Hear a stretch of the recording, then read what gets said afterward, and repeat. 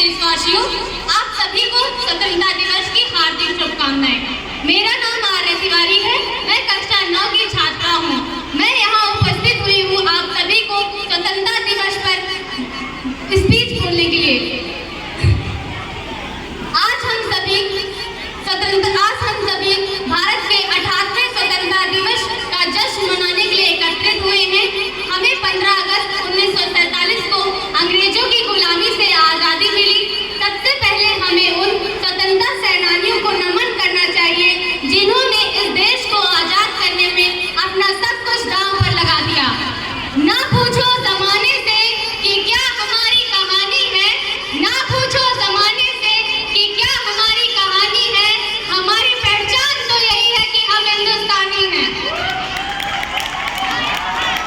यह दिन हमें सुभाष चंद्र बोस, नेता चंद्रशेखर आजाद, सरदार वल्लभ भाई पटेल, रानी लक्ष्मीबाई, भगत सिंह समेत सैकड़ों महान स्वतंत्रता सेनानियों को त्याग, बलिदान और तपस्या की याद दिलाता है।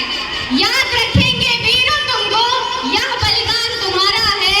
याद रखेंगे वीरों तुमको, यह बलिदान तुम्हारा है। हमको तो यह जान से प्यारा, यह हिंदुस्तान हमारा है, यह हिंदुस्तान हमारा है।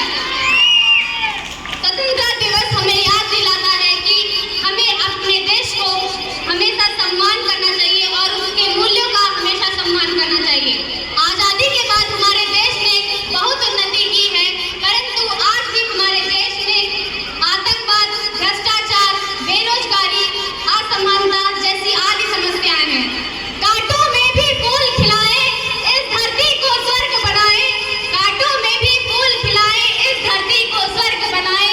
आओ सबको गले लगाए, हम स्वतंत्रता दिवस का पर्व मनाए, हम स्वतंत्रता दिवस का पर्व मनाए।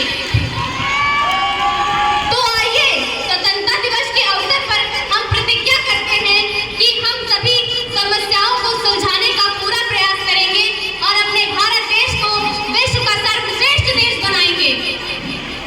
मैं जाने से पहले अपने देश के सैनिकों के बारे में कुछ शब्द कहना चाहूंगी जो हमारे लिए अपनी जान भी दांव पर लगा देते हैं।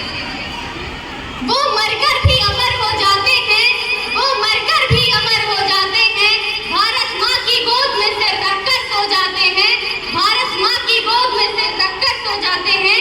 और जिस उम्र में तुम अपने घरों में हंसते खेलते हो, और जिस उम्र में तुम अपने घरों में हंसते खेलते हो, उस उम्र में वो घर तिरंगे में लिपट के आते हैं, उस उम्र में घर तिरंगे में लिपट के आते हैं।